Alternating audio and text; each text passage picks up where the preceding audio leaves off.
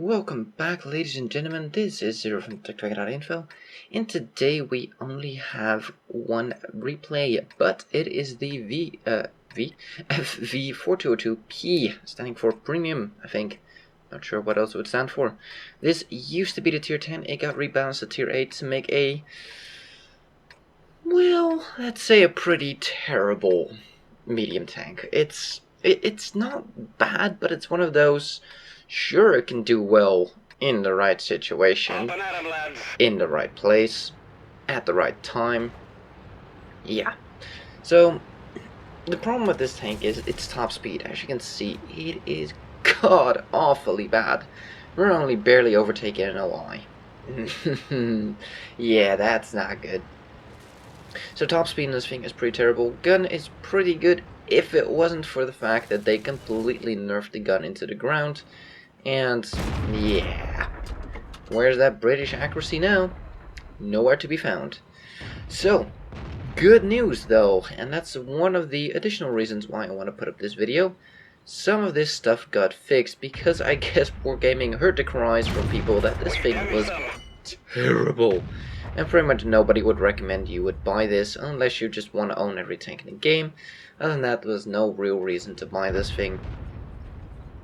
Because you might as well play Matilda Black Prince if you want to play something terrible.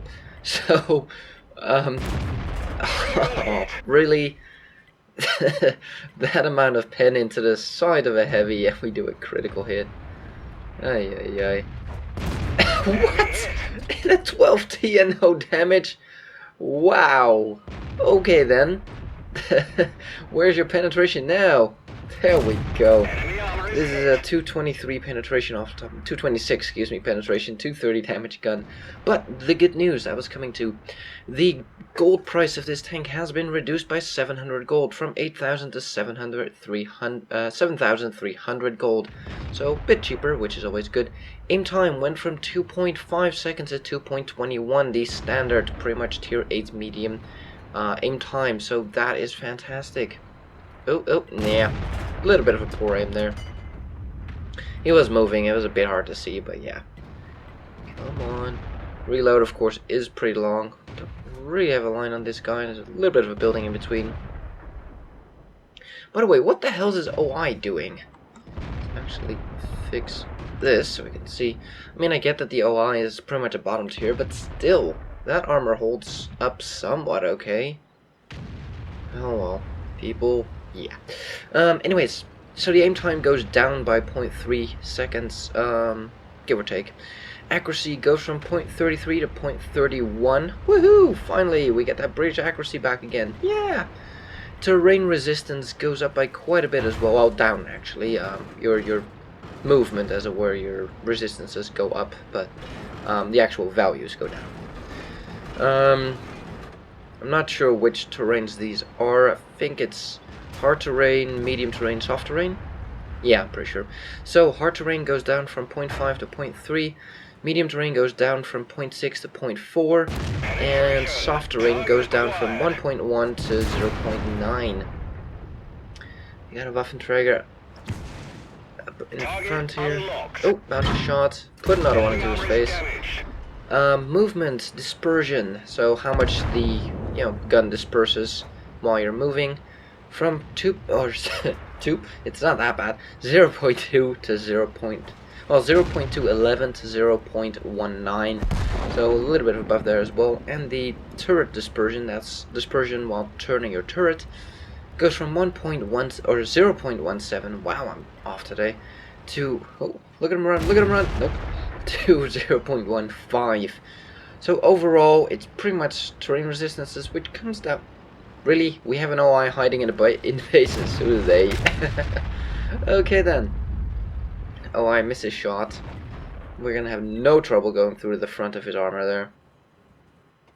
There we go. It does have a lot of health to get through though. So overall, this thing got a nice little buff in aim time, accuracy, technically in movement, because terrain resistance does allow you to move a little bit faster and take less penalty from driving on certain terrain.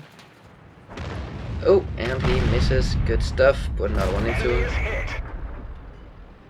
Now, DPM of this gun is going to be low as well, and that will not change. But the fact that you can put in a little bit more shells, because you can get places a little bit faster and your accuracy is a little bit better, does mean that, how would I put it, your effective DPM would go up.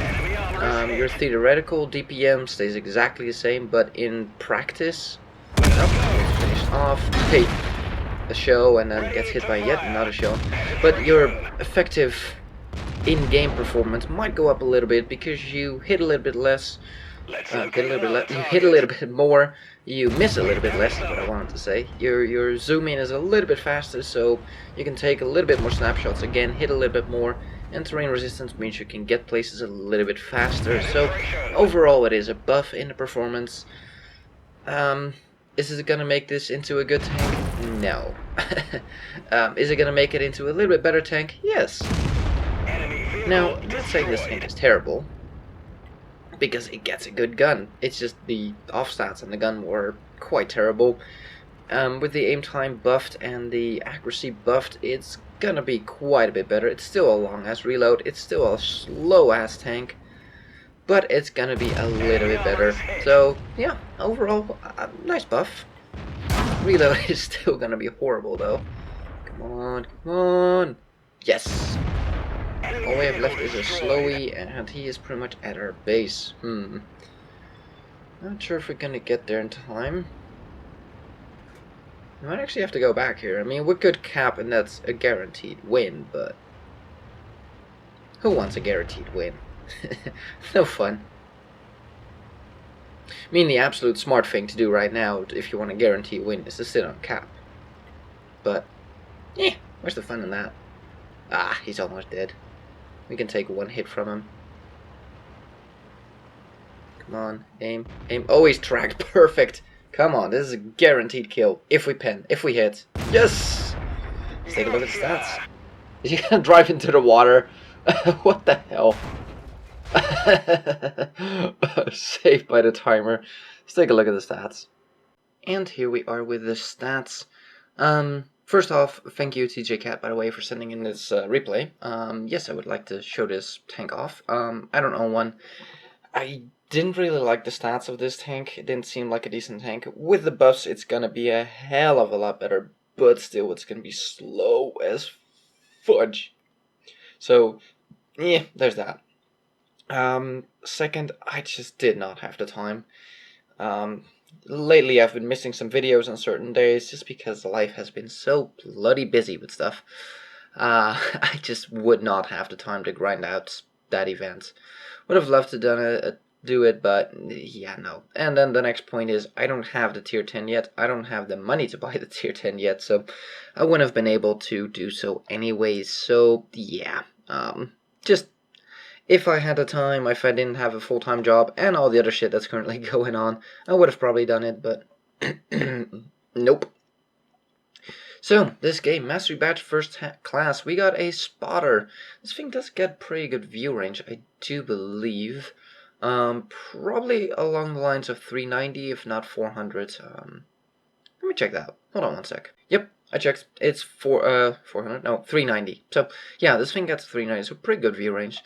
One thing I need to note is that TJ Cat was running a 60% crew on this tank in this video, so this was not the best performance it could have. It would be a little bit better with 100% crew. That would matter quite a bit, actually.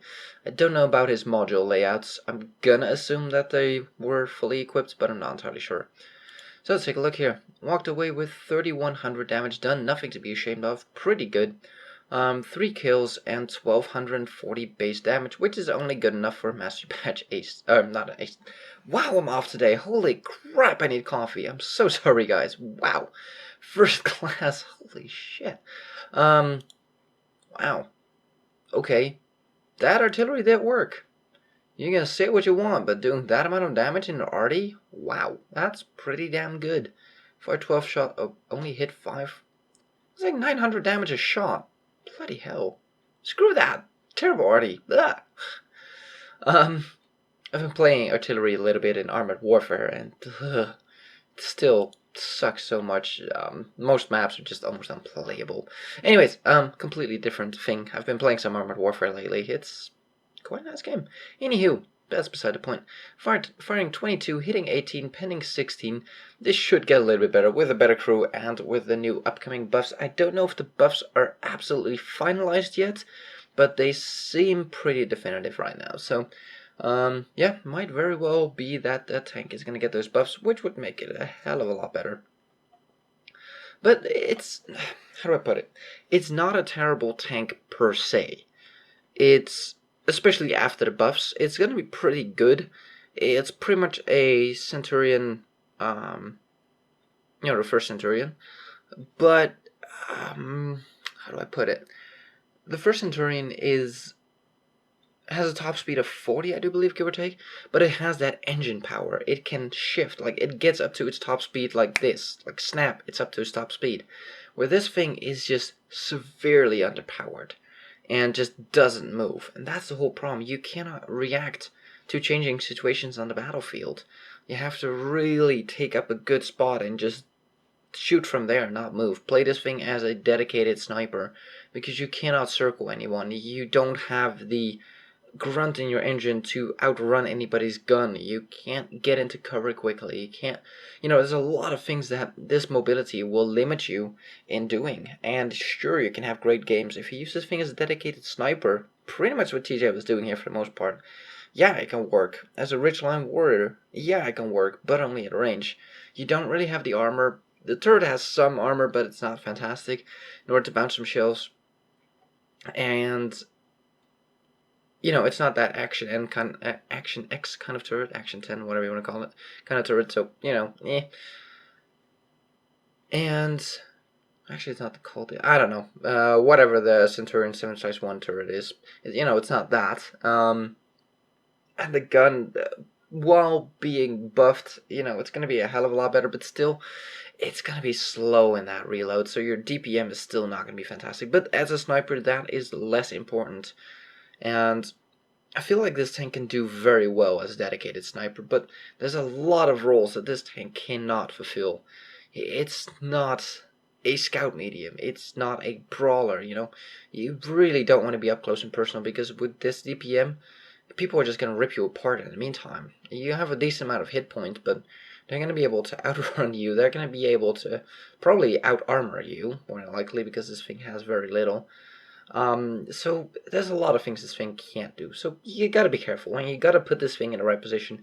And yes, then it can be great. But the thing about medium tanks is, what is a medium tank, to me at least, is a tank that can adapt to the situation and react to a situation. This thing can only snipe. If things go pear-shaped on the other side of the map, well, GG, you're not gonna get there in time, more than likely. It's pretty damn slow for a medium tank. So, as a dedicated sniper, if you can get into the right positions, yeah, it can be a nice tank and it can do a lot of damage. If the battle changes to something you didn't expect, well, you're screwed. And you're more than likely not going to be able to really anticipate and participate. And that's kind of what I'm thinking is going to be very missing in this tank. Now, I do wonder if you get this tank fully upgraded, as in, crew-wise and modules, if you get it fully stocked out and you put in off-road driving and get that to 100%, that might actually help already with this thing. Get those ground resistances even lower, and you might be able to get this thing moving, but you still have that top speed limit. You'll get there a little bit faster, you'll be able to maintain it a little bit better on corners and stuff, but still, it's gonna be slow. So, my verdict on this tank, fantastic gun. Probably one of the best guns at tier 8, especially off the premiums. By far, it's a great gun. Now that it gets buffed, it's definitely a great gun, because the off stats, aim time, accuracy were a bit Accuracy was okay, but still for British, pretty bad. But those got fixed, so that now is in line with the rest and just good. Penetration is fantastic, damage is just average. So that part is pretty damn good, but once you get to the actually putting your gun into action, getting into spots where you need to go, that can be the downfall of this tank. So get it into the right position, yes, it can do a fantastic amount of damage. Get outflanked or get close, close range to something, and you're more than likely going to get screwed over. So it's a bit of a situational tank, and I don't like situational tanks. I have too many of them already, and they can be good in certain situations, and in the next game they can be absolute crap. So I don't like situational tanks so much. So I prefer not to. So my verdict is, yeah, it's not a terrible tank after the buffs, but you still have that top speed that is pretty terrible. So that's that. Hopefully this helps you guys a little bit into considering if you ever want to get this thing. I don't know if they're gonna sell it since they changed the gold price. I'm gonna assume it's gonna be in the shop, so yeah, you can look forward to buying this tank or not. Hopefully this helps you decide a little bit more. Anyways, thank you guys for watching. If you like this video, give it a thumbs up. If you want to see more, please subscribe, and we'll see you on the next one.